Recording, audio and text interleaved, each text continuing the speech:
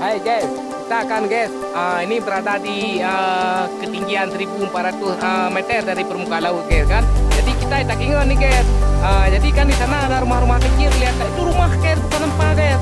Tumpah aku guys itu rumah guys. Jadi itu ada awan berjalan-jalan tuh guys di sana guys. Jadi kan guys kan kita duduk sini dengan Dewi guys. Ada Dewi ini kandidat dokter dari Solo dia ini guys. Dia sekolah seni sana. Jadi dokter pengoliki lah guys ini kan. Ini ada satu juga Mas Mulyadi, ini Bos Mulyadi juga lah, dia sarjana juga dia calon sarjana ekonomi syariah, hai bukan syariah. Jadi kita di Takengon kan guys ini kan menikmati kopi pagi sama cagruk sedikit dari guys di situ. Ya guys, nanti datang lah sini, halo jangan lupa guys. Ya sudah dulu ya guys ya, kami mau ngopi dulu ya guys ya.